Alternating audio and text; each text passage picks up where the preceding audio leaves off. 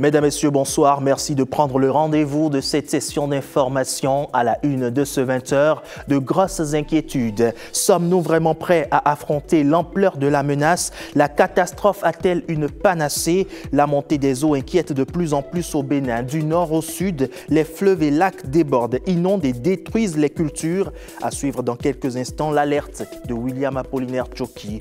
Dans l'actualité aussi, une nouvelle coloration des élections générales de 2026 avec la digitalisation. Pas de recrutement des acteurs pour les prochaines joutes électorales sans la plateforme e-recrutement. Le nouveau dispositif est désormais connu des députés, des organisations de la société civile et des partis politiques. Pendant ce temps, hors du Bénin, l'annulation de la dette africaine fait l'objet d'une manifestation de centaines de travailleurs dans les rues d'Accra. Le Maroc teste des panneaux solaires flottants pour économiser l'eau et produire de l'électricité dans la région nord. Et puis, les États-Unis révoquent et refuse l'octroi de visa pour les membres de l'Organisation de libération de la Palestine et de l'autorité palestinienne avant la prochaine Assemblée générale des Nations unies, une décision jugée extrême par le représentant palestinien à l'ONU. Mais avant tout ceci, la fin d'une nouvelle aventure, une découverte sommaire, mais fort enrichissante. Durant 2 mois, ils ont tenu l'antenne de Radio Bénin pour la période estivale. Les jeunes vacanciers recrutés par la SRTB arrivent à la fin du programme Antenne Vacances 2025 avec désormais en poche des connaissances nouvelles, mais surtout une attestation reçue à la faveur d'une cérémonie dans les locaux de l'ancienne maison de la radio. Mariano Gankou, Arnaud Adadja.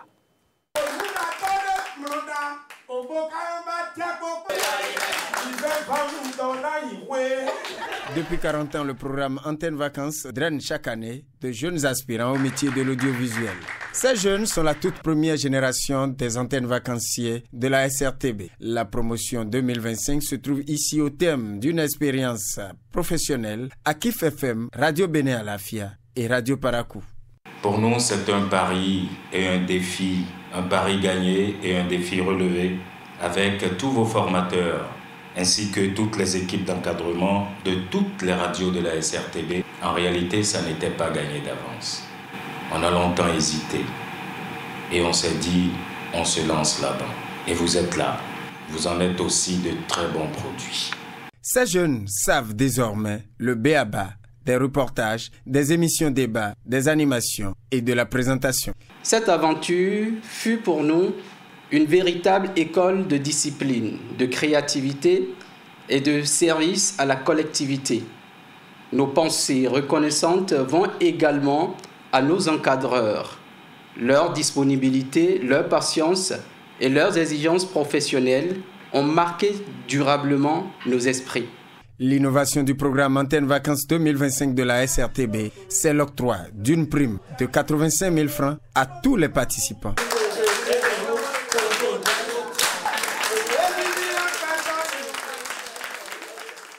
Tous repartent le cœur rempli de joie. Et alors que s'achèvent progressivement les vacances, voici de quoi donner aux élèves en classe de 3e les armes pour être les meilleurs en maths. Un ouvrage intitulé « Les mathématiques en 3e ». C'est un nouveau livre écrit par l'intendant-colonel-major Antoine Rompet, aspirant à la promotion de l'excellence scolaire, mais pas que. L'auteur met aussi sur le marché du livre de quoi assurer une gestion efficace de l'administration.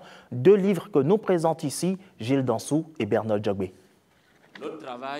L'intendant-colonel-major Antoine Rompet est un féru de la littérature. Il vient de lancer simultanément 2 ouvrages.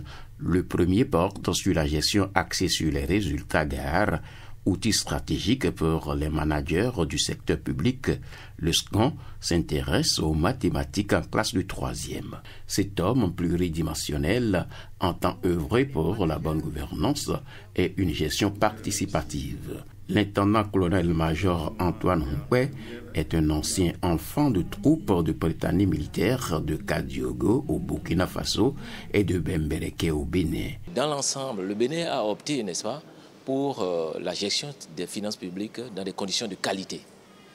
Et parce que l'UEMOA, l'Union économique et monétaire ouest-africaine, qui est le moteur de cette initiative, a édicté un certain nombre de directives applicables à tous les pays membres de l'UEMOA. Et le Bénin fait partie intégrante de ce système. Donc le Bénin a également édicté sur le plan national, disons, des dispositions pour mettre en œuvre cette gouvernance de qualité. Donc mon objectif, c'est de contribuer à vulgariser davantage ce dispositif de gouvernance de qualité. Le livre des mathématiques avait déjà été écrit et publié en 2020. Mais alors, la publication de l'époque, son lancement de l'époque, avait été fortement perturbé par la maladie de la Covid-19. Et le public que j'ai ciblé pour le livre de mathématiques, c'est les élèves de la classe de 3e, les parents d'élèves, ainsi que les enseignants qui pratiquent la classe de 3e. Pour le livre de la gestion axée sur les résultats, le public cible, c'est tous les cadres de l'administration. Véritable témoignage sur la vie professionnelle de l'homme et sur son sens du travail bien fait sont venus ponctuer cette cérémonie. On en vient à présent à cette menace bien inquiétante. Des inondations catastrophiques ravagent de plus en plus tout sur leur passage au Bénin. Des terres agricoles, des habitations et même des vies humaines sont en jeu. Amplifiées par le changement climatique, ces crues dévastatrices menacent la sécurité alimentaire et l'accès à l'eau potable. Malgré les multiples mesures d'urgence, vous le verrez, la situation est plus grave que jamais par endroits et l'efficacité de la réponse reste incertaine. William Choki, Jean Nobima.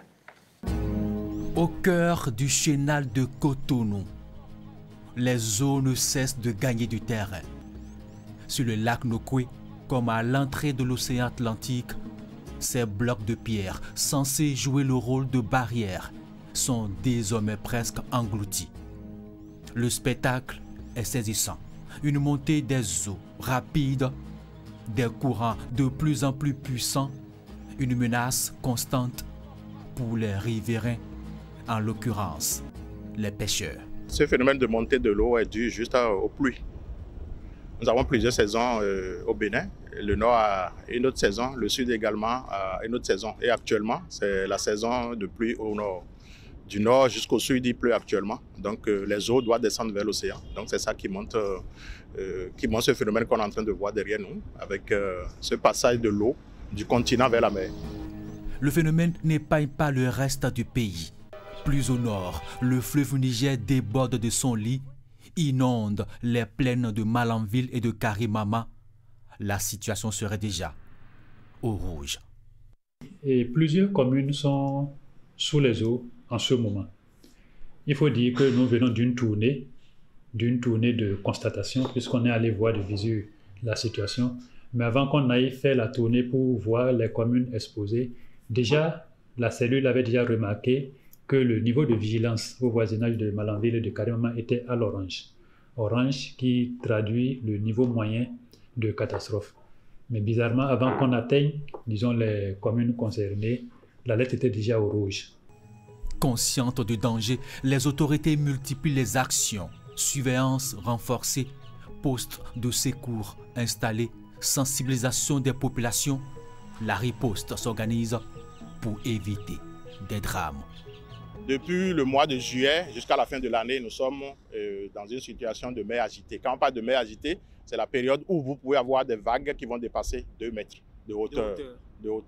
Et à partir de ce moment, on sensibilise toutes les populations qui sont à la côte de prendre garde. D'éviter aussi, par exemple, les transports fluviaux nocturnes et les surcharges de bacs. Parce que nous avons remarqué de par le passé qu'il y a beaucoup d'accidents qui ont été observés dans les différents bassins. Soit c'est la surcharge ou bien c'est les transports dans la nuit. La montée des eaux est inévitable, mais ses conséquences ne le sont pas. Entre vigilance citoyenne et action de prévention, le Bénin joue une partie décisive face au flot en furie. Une partie où la moindre négligence peut transformer l'eau, source de vie, en véritable catastrophe. Et d'une menace à une autre, imaginez les océans sans requins et sans raies. C'est ce qui pourrait bientôt arriver si rien n'est fait. Ces deux espèces écologiquement essentielles sont menacées d'extinction. En alerte donc, des acteurs internationaux de la protection des eaux se sont retrouvés à Cotonou, une réunion pour préparer un plaidoyer à adresser à la COP20 qui se tiendra du 24 novembre au 5 décembre prochain en Ouzbékistan. Suivez ce récit de Victorine Bondé sur des images de Ramatou Lawani. Ils sont des acteurs de l'équilibre écologique dans les eaux. Pourtant, leur survie est aujourd'hui si compromise. Dans l'océan, et surtout au niveau de l'océan Atlantique, on a différentes espèces de requins et de raies qui sont pour la plupart consommés par les populations. Mais ce qui se passe, c'est qu'ailleurs, il y a un grand commerce qui se développe. Et il arrive que juste on attrape le poisson et on coupe les ailerons et on laisse le poisson. Plus d'un tiers des espèces de requins et de raies sont désormais menacées d'extinction, ce qui en fait le deuxième groupe de vertèbres le plus menacé au monde. Préoccupé par l'avenir de ces grands prédateurs des océans, Josea Bodjerenou prend part à cette rencontre, une occasion sans précédent d'assurer l'avenir de ces espèces, cruciales pour le continent africain et même pour la planète. Cette rencontre est une étape importante pour bâtir des positions régionales concertées, éclairées par des données scientifiques irréfutables à soumettre à la COP 20 CITES. L'Afrique s'oppose fermement à la destruction et au ravage des écosystèmes par les pressions multiples. L'Afrique plaide pour un commerce durable, équitable et véritablement responsable. Venus de l'Afrique de l'Ouest et du Centre, ces éminents scientifiques, décideurs et défenseurs de la biodiversité restent unis par le même objectif de renforcer la coopération régionale pour mieux protéger le patrimoine naturel commun. Si nous parvenons ensemble à consolider un argumentaire commun fondé sur la science, à clarifier nos priorités et à coordonner nos efforts de plaidoyer, alors nous arriverons à la COP préparée et d'autant plus convaincus. Ce qui pose plus de problème, c'est le commerce international de ces ressources. Et il ne suffit pas de réglementer, mais il faut qu'on applique ces réglementations. Des attentes que Josea Bodjerenou veut voir comblées après les 2 jours que vont durer cette rencontre préparatoire de la COP 20 à la Convention sur le commerce international des espèces menacées d'extinction. Mettre le droit au service des citoyens et rapprocher la loi des populations, c'est l'un des objectifs du Conseil économique et social. Après les textes sur la chefferie traditionnelle et la sauvegarde des aires culturelles, le président Conrad Gbagidi et son équipe s'attellent désormais à expliquer aux Béninois les lois relatives aux violences basées sur le genre et à la santé sexuelle et reproductive. Ernest Tétégou et Ulvaeus Balogun ont assisté à l'une de ces séances de sensibilisation. Vous regardons. Après avoir sensibilisé il y a quelques mois sur les textes de loi sur la chefferie traditionnelle et la sauvegarde des aires culturelles, le Conseil économique et social poursuit sa mission de proximité. Objectif, vulgariser les textes et montrer aux populations qu'elles sont faites pour elles, pour leur bien-être et pour le développement des territoires. Le Conseil économique et social concourt à la connaissance et à l'imprégnation par les populations des lois, règlements, décisions adoptées, promulguées, prononcées et publiées par les institutions de la République. Une mission importante pour le Conseil économique et social qui démarre avec cette nouvelle étape. Une tournée d'explication et d'imprégnation des lois sur les infractions commises à raison du sexe des personnes et sur la santé sexuelle et à la reproduction au Bénin. La mission que nous entamons à Savalou, dans le département des Collines, va nous conduire dans tous les départements du Bénin. Elle concerne aussi bien les acteurs institutionnels ainsi que ceux qui relèvent de la sphère communautaire. Notre objectif est de permettre à vous tous, leaders locaux, responsables communautaires, responsables religieux, d'être bien édifiés sur les différents contours de ces deux textes de loi. Il s'agit donc d'un exercice de pédagogie qui vise à éviter les incompréhensions et surtout à renforcer la participation citoyenne. Notre approche relève d'un appel à la solidarité, à l'engagement de tous, tout un chacun de nous, en République du Bénin, de manière plus juste, plus paisible et plus sain pour tous. C'est pourquoi je voudrais exprimer ici toute la fierté du Conseil économique et social d'accompagner le chef de l'État et le gouvernement du Bénin dans cette noble mission. En démarrant cette nouvelle tournée, le Conseil économique et social confirme sa mission, être un trait d'union entre la République et ses citoyens et faire des lois des outils vivants pour le développement.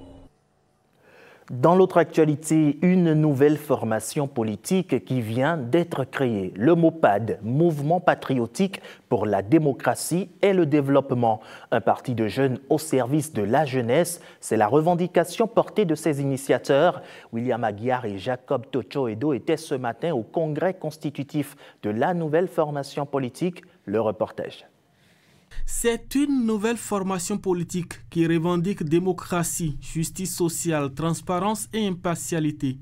Le mouvement patriotique pour la démocratie et le développement, mieux connu par les communautés à la base pour ses actions de développement depuis 2021, aspire désormais à la gestion du pouvoir d'État. Le MOPAD a, pendant 4 années, sillonné villes et villages, mener des actions sociales, soutenir la jeunesse. Aujourd'hui, il franchit une nouvelle étape. Notre parti valorise le militantisme. Il croit en la force de la proximité. Il est né pour offrir à la jeunesse un couloir d'expression et d'épanouissement parce que l'avenir du Bénin ne peut se construire sans la jeunesse. La jeunesse au cœur du projet du MOPAD. Il se réclame d'ailleurs le plus grand creuset politique de la jeunesse béninoise. Le MOPAD n'entend pas bousculer les aînés, mais il veut apprendre et travailler à ses côtés pour une relève de qualité. Nous aspirons à diriger le Bénin aux côtés de nos aînés et plus tard à préparer une relève responsable et compétente, capable d'assurer une gouvernance meilleure. Voilà pourquoi nous inscrivons notre combat dans la durée. Voilà pourquoi nous faisons le choix d'un engagement patriotique, loyal et constructif. Proche de la majorité présidentielle, le combat pour la continuité reste le prochain défi du mouvement patriotique pour la démocratie et le développement. Et je l'annonçais tantôt en titre, les élections générales de 2026 ne se tiendront pas sans une touche accentuée du numérique. La Sénat se prépare activement avec cette fois-ci une modernisation de ses outils. Tenez, les agents électoraux seront recrutés et formés via une plateforme e-recrutement. Pour annoncer cette nouveauté, la Sénat a réuni les députés, les OSC, les partis politiques et les médias. Pour Bénin TV, Victorine Bondé et Jacob Tocho-Edo étaient de la partie. Nous avons déjà enrôlé 99 045 dossiers. Un cap décisif dans la modernisation du processus électoral. La Sénat vient de mettre en service sa plateforme de e-recrutement, un outil numérique destiné à l'enregistrement et à la gestion des agents électoraux, députés, organisations de la société civile, représentants de ministères, partis politiques et médias ont découvert en primeur les innovations qu'elle propose. Nous avons une porte d'entrée unique et sécurisée dans le système. Cette porte d'entrée nous permet l'enregistrement en ligne des candidatures pour toute catégorie d'agents électoraux. La plateforme gère l'agent électoral depuis le dépôt de son dossier jusqu'à sa prise de fonction, sa formation, l'exercice de ses fonctions et l'obtention de son certificat de service fait. C'est ouvert depuis le 21 août et ça va jusqu'au 30 septembre.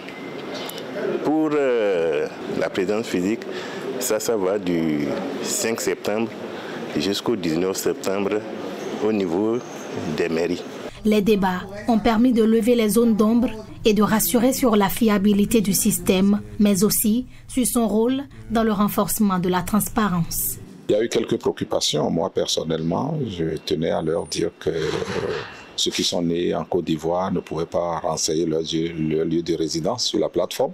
Ce qui a été confirmé, ils l'ont déjà corrigé. Pour moi, c'est une très belle innovation. Ce qu'on va souhaiter, c'est véritablement que, bien que le système soit numérique, qu'il y ait la transparence. La Sénat peaufine ainsi ses mécanismes pour garantir un scrutin libre, équitable et sans heurts.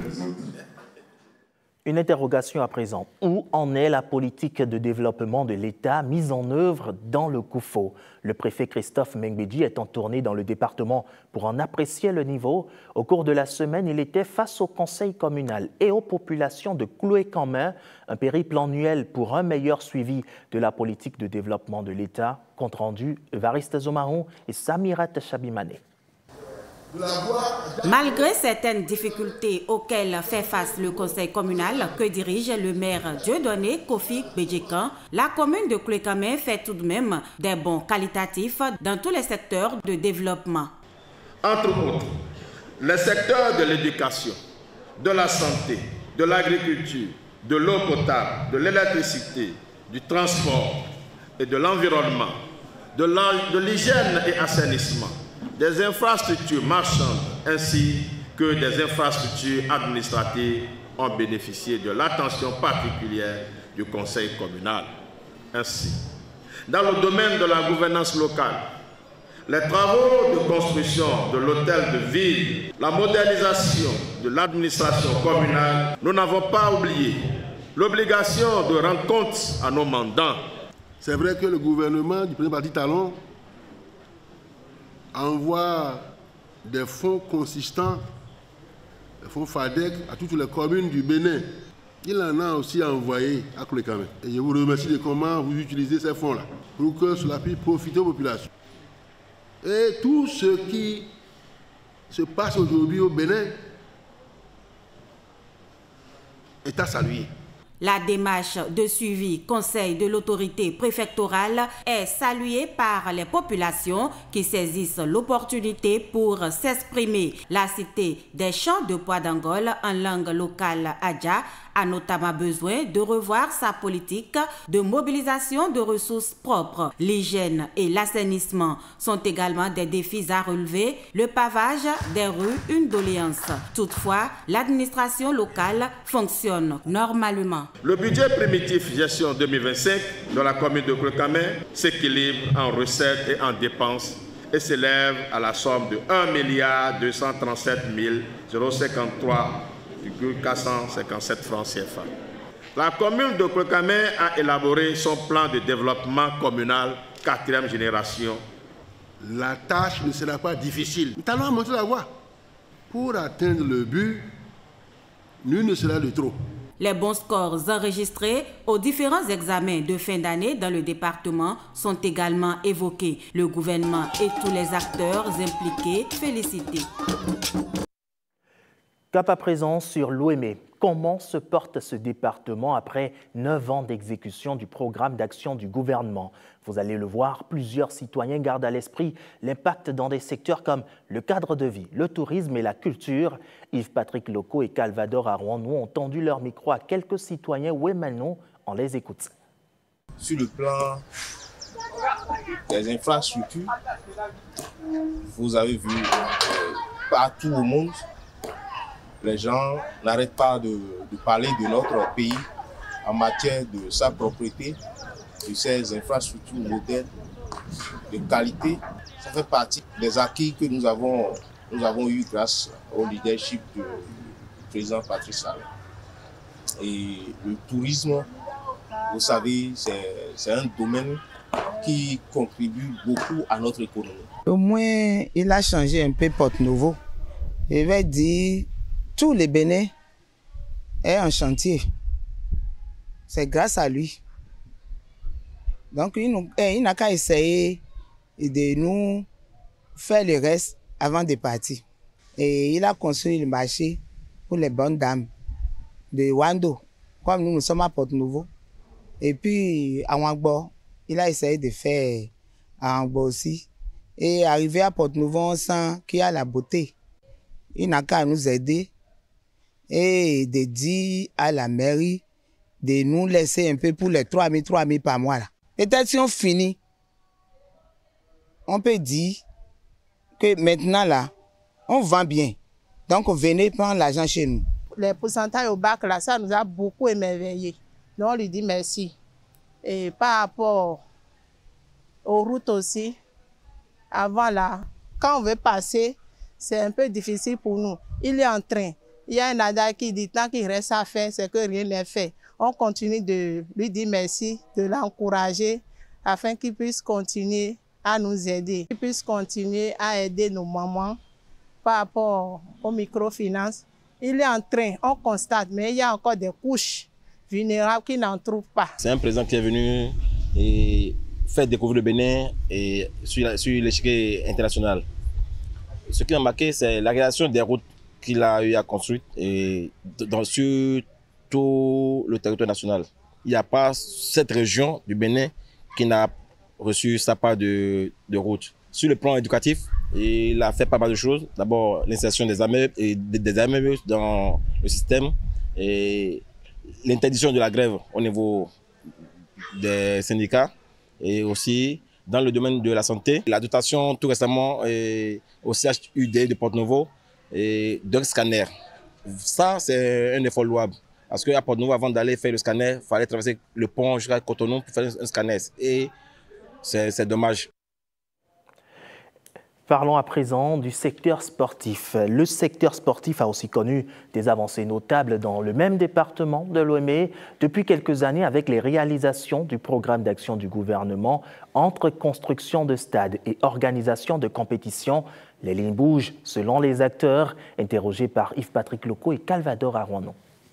C'est le moment de remercier le gouvernement pour tout ce qu'il est en train de faire dans le domaine du sport. Comment avancer? Je dirais que vraiment tout a changé. En athlétisme par exemple, depuis 9 ans, je dirais que les subventions de notre fédération, nous ne dirons pas que c'est encore suffisant, mais avec ça, la fédération arrive à gérer. Également, nous avons bénéficié des pistes d'athlétisme moderne. La Ligue nationale scolaire, c'est pour la première fois. Et c'est par ce gouvernement que nous avons bénéficié de ça. Nous avons toujours souhaité qu'il y ait beaucoup de championnats, beaucoup de compétitions. Et voilà, aujourd'hui, nous en avons. J'aurais vraiment souhaité, tel que nous l'avions appris entre-temps, la mise en place effective des académies sportives. Le programme de dynamisation et de médiatisation de tout ce que nous faisons, c'était le projet PEDAT, Ado FM, Ado TV. Et c'est ça qui a donné aujourd'hui l'unité de production qui nous permet de faire la retransmission en direct de presque tous nos grands événements sportifs. Ces différents programmes ont permis à notre pays aujourd'hui d'avoir des athlètes en formation, en quantité, d'avoir des infrastructures au moins 2 par département pour permettre aux grands événements départementaux de se dérouler et permettre également au public et au monde entier de voir ce que nous devenons progressivement. Et au niveau du département de l'Ouémé, nous sommes bénéficiaires de tous ces programmes sur notre territoire. Et nous les mettons en œuvre avec les communes qui sont les chefs territoires. Nous travaillons en synergie avec les fédérations qui ont désormais des conseils techniques régionaux. Nous travaillons avec les ligues et nous essayons de mettre sur pied tout un répertoire de jeunes athlètes dans les disciplines phares du PAG telles que le football, le basketball, le handball, le volleyball, l'athlétisme. Et parlons toujours sport avec cette fois-ci cette entrée prochaine en compétition des Guépards du tennis béninois à la Coupe Davis 2025 en Lituanie, un événement majeur où ils vont affronter des adversaires internationaux de haut niveau. Pour le président de la Fédération béninoise de tennis, l'heure est venue de soutenir le développement de la discipline.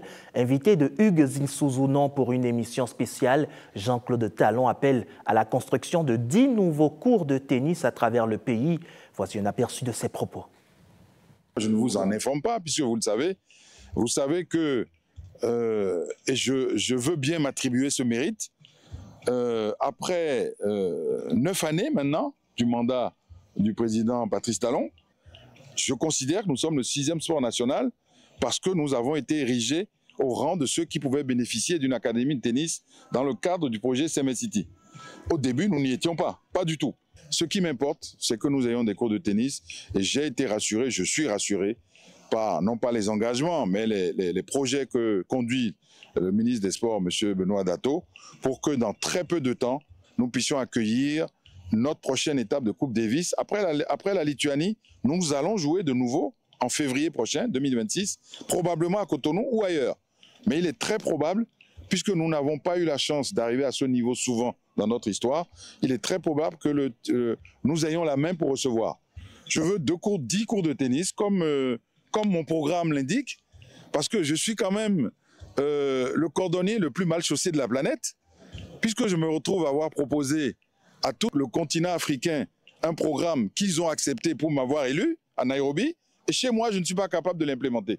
Donc vous admettrez que je vais bénéficier forcément de la bienveillance, attention des autorités. J'en bénéficie déjà, et c'est grâce à cela que nous avons pu accueillir la Coupe Davis ici. Vous savez que ça n'a pas été simple.